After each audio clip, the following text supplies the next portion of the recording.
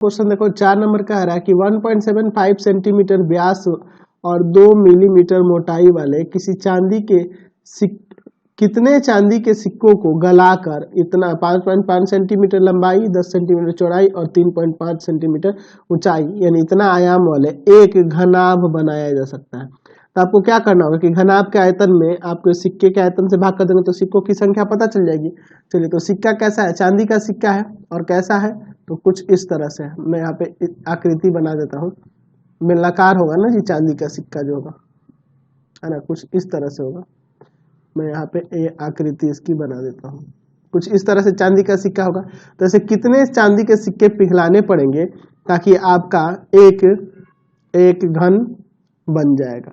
तो इसका त्रिज्या कितना होगा, तो व्यास दिया 1.75, तो यहाँ पे लिखेंगे सिक्के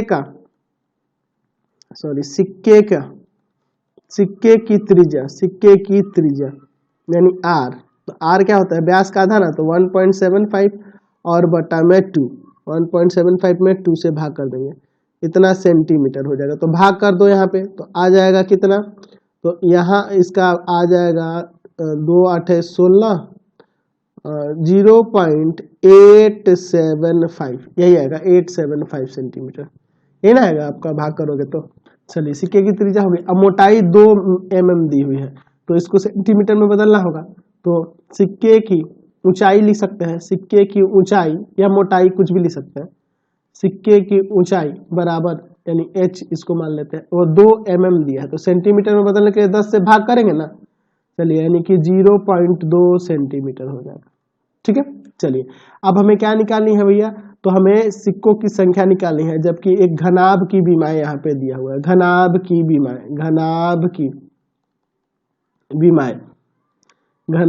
विमाएं दी हुई है। कितना क्या क्या दिया है, तो लंबाई L मान लेते हैं 5.5 सेंटीमीटर, चौड़ाई 10 सेंटीमीटर और ऊंचाई जो है 3.5 सेंटीमीटर। हमें सिक्कों की संख्या निकालनी है। तो सिक्कों की संख्या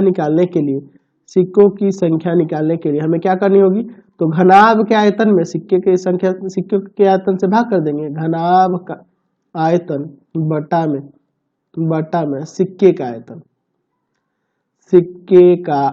तो सिक्का कैसा है, बेलन आकार का है, सिक्के का आयतन। तो घनाभ का आयतन क्या हो जाएगा, लंबाई गुने चौड़ाई गुने ऊंचाई, और सिक्के का आयतन यानी कि वो आपका कैसा है, बेलन जैसा, πr²h। चलिए अब यहाँ पे सारे वैल्यू को रखते हैं।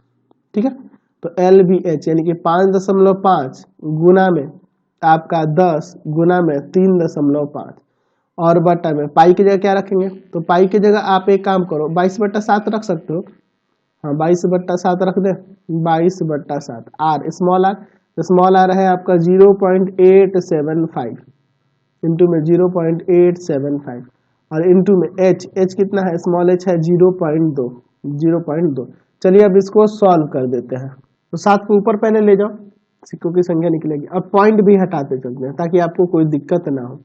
नहीं हटाए बिना भी हो जाएगा, लेकिन मैं हटा दे रहा हूँ। 22 गुना 875 गुना 875 गुना 2। देखिए क्या क्या हुआ है, ऊपर से 2 जगह से हटा है तो नीचे 10 2 बार लगेगा, 10 गुना 10 और यहाँ पे 3 3 6 और 1 7 यानी कि 1000 गुना 1000 और गुना में 10 और ये आपका 7 जो हटा ऊपर जाके गुना में चला गया।